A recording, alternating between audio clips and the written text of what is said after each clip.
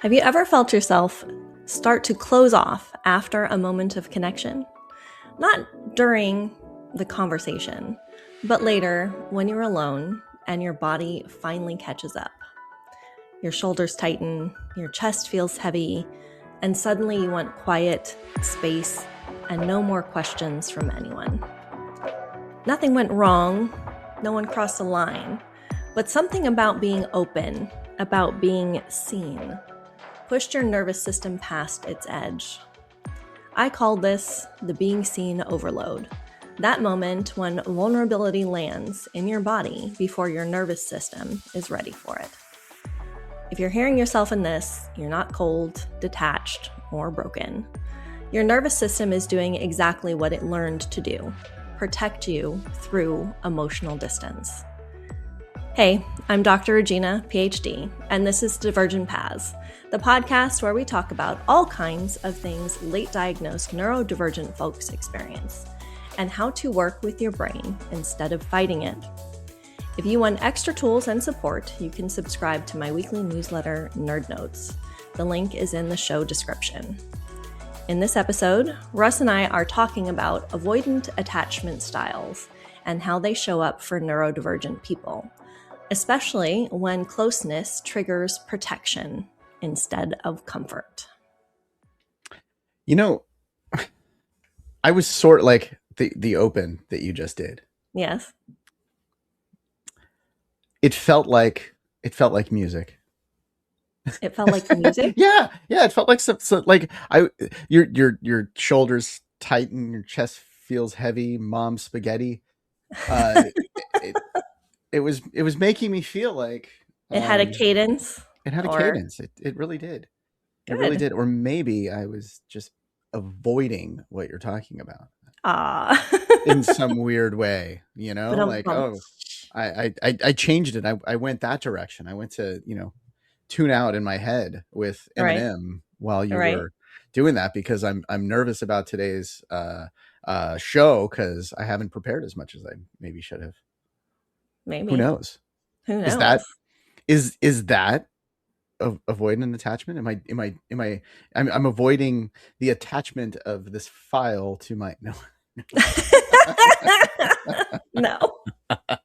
That was an absolute reach. That was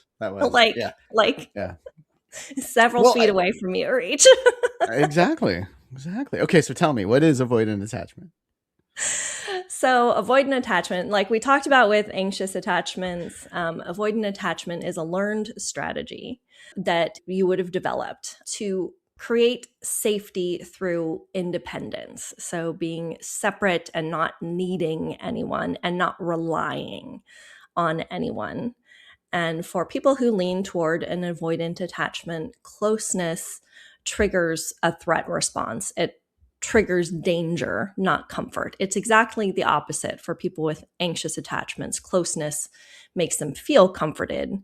For avoidance, closeness is scary and threatening and creates a sense of danger. If this came out of, well, go ahead. You had a question. Well, is this with everybody or like a particular group of people? Can you feel like there's certain people that you're not feeling this towards, but there's other groups of people, like maybe there's only a couple people in like your inner circle type of thing that you're not with, but then everybody else you're doing this? Generally, with attachment styles in general, we see kind of a dominant, right? So like everybody can use their right or left hand, right?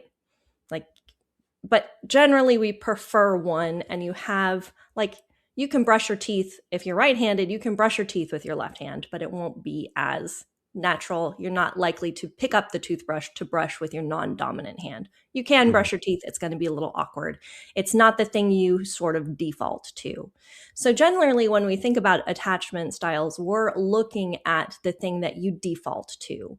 When you are triggered for whatever reason, or you're, in a relationship of any kind, and you are experiencing that relationship, your attachment style is going to be that thing that is most comfortable. So someone who had a dominant avoidant attachment would generally feel this need to pull back and a great need for space in their relationships in order to feel secure. Right. Mm-hmm. So that's just a pattern that has kind of evolved. So it might be that you have a couple of relationships that you feel more psychological safety with, and you might have what we'll get to down the line, a secure attachment with those few people.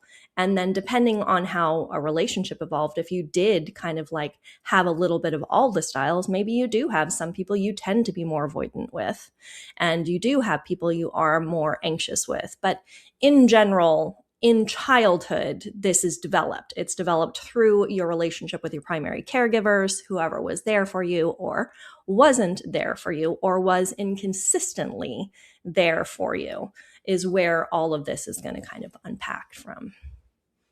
So how does ADHD and autism like amplify these? For people who are neurodivergent, for people who have ADHD and people who are autistic, there's a higher need for regulation, right? Because you have a brain that is picking up on so many patterns, because there's so much information that you're taking in.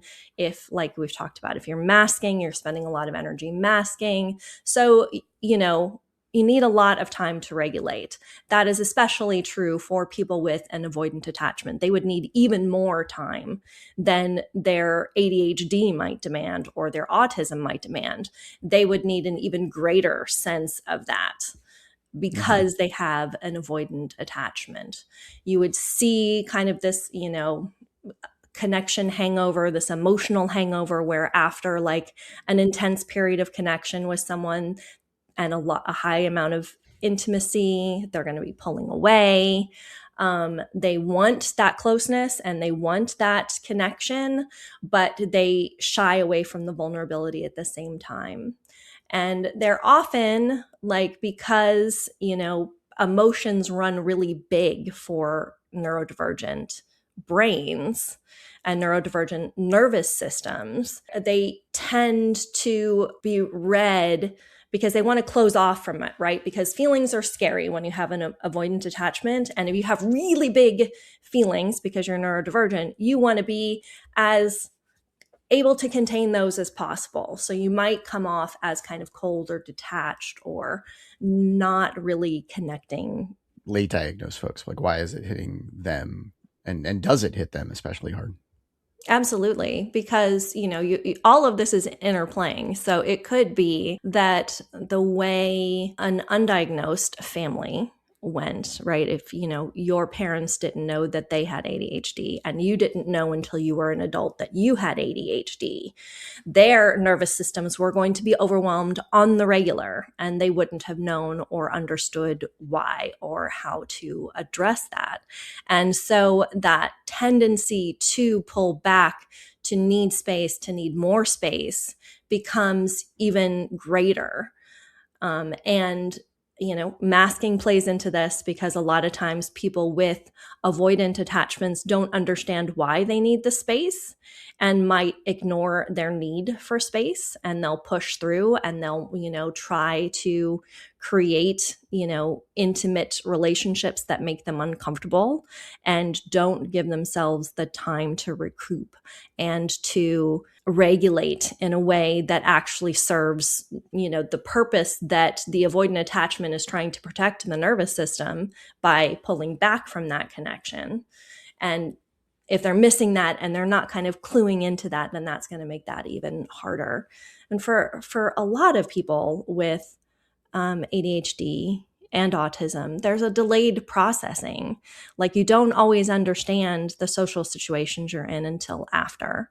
You don't know how you were feeling until you've had time to step away and to reflect on it. You mentioned in the notes that it's they may be labeled as too much or too sensitive, and too rigid. Mm-hmm. Yeah, definitely. You definitely see, especially for people with autism definitions, because autism tends to lean toward wanting regulation through the control of schedule, right? And the control of time and consistency in schedule. And so kids who are like that, who are not identified as children will seem like really rigid kids and will continue that through adolescence and into adulthood. That avoidance isn't them wanting to be out of it. All of this is self-protection. Anxious attachment as well is the way you just learned how to protect yourself. Getting a diagnosis does help with understanding this pattern as a need for managing dysregulation, not wanting that connection.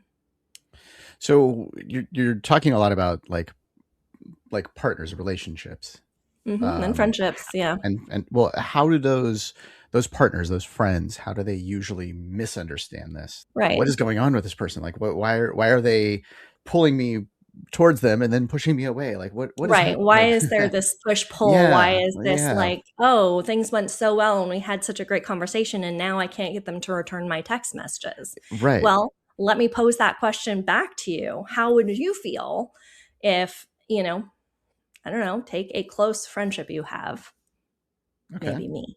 Okay. And you send me, we have a great conversation. We have a great episode where, because we talk before and after the episodes about our lives, we don't reveal everything here, people. We have these great conversations. And let's say after an episode, we had a great talk.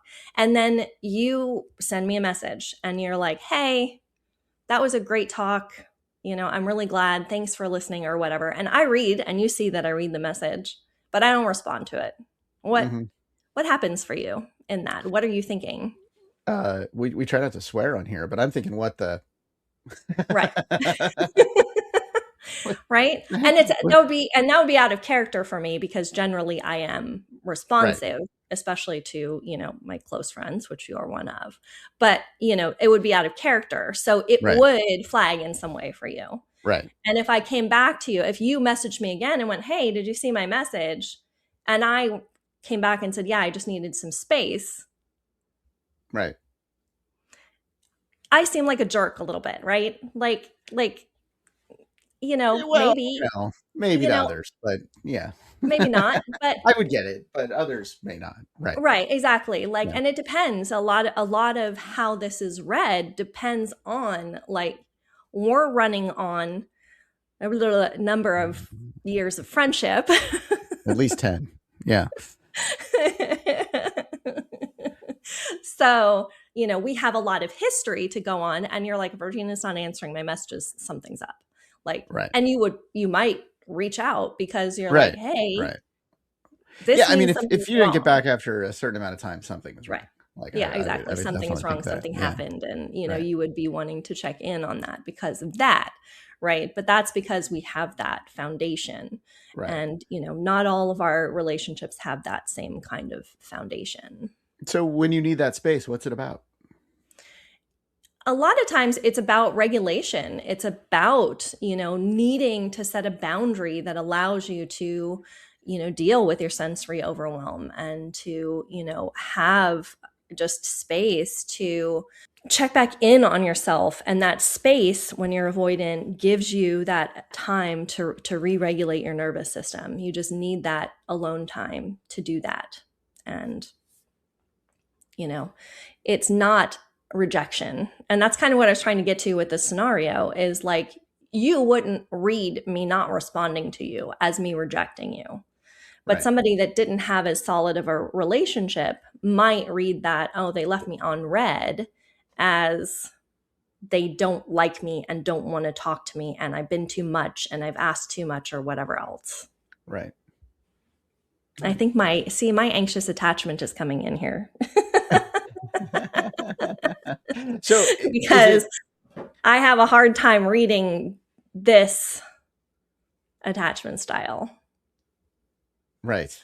Because it's not my default. Anxious is my technically, I think secure is my default, but when I get stressed and when I'm not feeling connected to my partner, then or partner or friend or whatnot, I will lean anxious. Gotcha. So is this a bit of a cycle? Are you, we talked a lot about in different episodes of things kind of spiraling in a certain way? Is that do you describe that for me? What does that feel like? Yeah, well, there is, for however things work, there so often end up being someone with an anxious leaning attachment and someone with an avoidant leaning attachment being in a relationship together. Gotcha. Okay. There is often this draw, which creates that push-pull that you mentioned, right? And so, anxious attachments are wanting reassurance when they feel uncertain about their connection. And avoidant attachments want space because closeness starts to feel overwhelming. So when you get these two together, like anxious is going after the avoidant, and the avoidant is leaning away from the anxious, and you have this each kind other. of like, right, they're triggering each other, just unnatural, like what their nervous systems have been, trained to want is in opposition. So they end up feeling more threatened instead of like being able to like, this is a safe place. This is okay. I'm right. Yeah. Right. Interesting. Yeah. It can get stressful.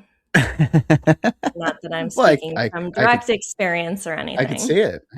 Mm-hmm. Okay. So, what can people do like instead? Like what's the, and this is like a silly question because I asked that like, oh, well, it's so easy.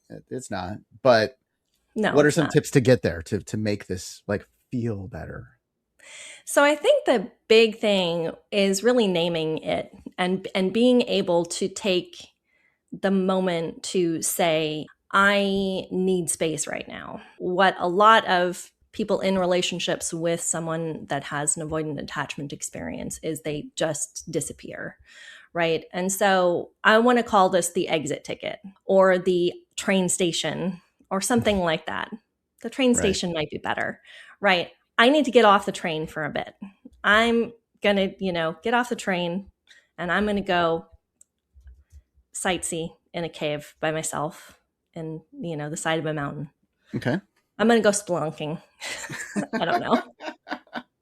Well, that sounds fun. Let me go with you. No, you can't go. I've got to do this by myself. And just say ahead of time, which takes a level of emotional wherewithal to understand that you need it.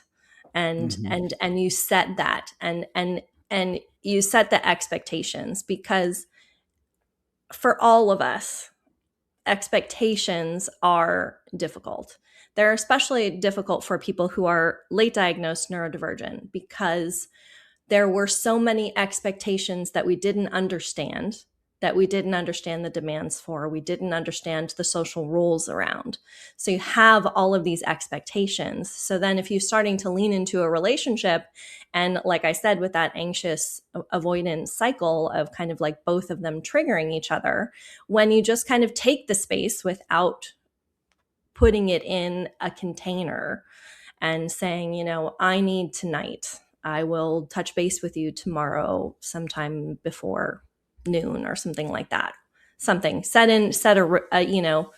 a window for what the space is.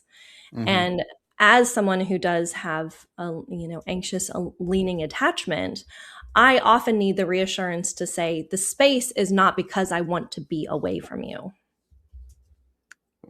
Right. The space is because I just need the space, right? And how do you learn to say that? Like, how do that's you? What, that's what hard. You have to learn how to say. Right, but that's hard, right? It is hard. It is hard. But it's also like, you know what? I'm not going to have back pain. Well, yeah, you are. Like, it's going to happen, right? It's like you can't just talk yourself out of this. Attachment styles were developed in childhood. Mm-hmm. And if you didn't know and you haven't been looking at this and you haven't been learning about this, starting to take those steps to recognize, to change, to build a different life does mean doing a lot of hard work. It means saying things that you might not have said before. I have said that one of the biggest things in unmasking for me relates directly to attachment styles, where I lean anxious, right? But I will get avoidant when I feel like my needs don't matter. I will just pull out and I won't care and I won't engage. I'm just done. And we may still be in a relationship, but I am out. And that's where I get pushed to a point. And that's where, because I've started to protect myself, because I've realized that the person I'm in a relationship with is no longer working for me and no longer wanting to foster a connection in a way that works for me. And then I just bail, such as it were. I feel like so much of this just requires training. It's practice. It takes messing it up a few times. It takes saying the scary things and being scared to say it, but you do it anyway. It's about learning that, yes, this exit, this train stop, whatever it is whatever metaphor you want to use for it, is you regulating yourself. You might not be able to do all of that emotional work when you're dysregulated, but you have to come back to it when you are. You have to come back and repair when you are. So if somebody got mad, you went spelunking without them. When you come back into the relationship, you can't just be like, oh, I didn't go spelunking. You have to go, I am sorry that I needed this at this time and was not able to communicate it to you at that time. This is how I'm going to work on this to try to be different, more efficient, more open, et cetera, all of the things that we need to be working on. I never said any of this was going to be easy, Russ. Right. It's worth it, though. Well, and that's where, you've gone through this, you've seen this, and now, with the coaching and what you're doing, you're helping people to be prepared, which is awesome. I mean, that's one of the things that makes me feel good about doing the show, and I get to make random M&M messages, references and comments, whatever, and I get to come up with train analogies on the spot. Try to make it work. right. Well, you were on the right track. If you do work with me, I do generally have, the analogies I'm going to share with you in session when I am with my clients are usually well-researched and on where you're at and what you're going through. And I do tend to be a little bit more together for those. Well, I'm not there. That's the thing that makes it all together. But if somebody wanted to reach out to you for coaching, in the show notes, there is, like I said at the start of the episode, there's a link to Nerd Notes, which is my weekly newsletter that unpacks some of the tools that we share during the podcast episodes. And there's also a link to book a 30-minute free clarity call where we can talk about the coaching packages that I have available. One of my coaching packages is called The Nerd Out. If you are interested in nerding out with me, click the link and sign up, and let's chat.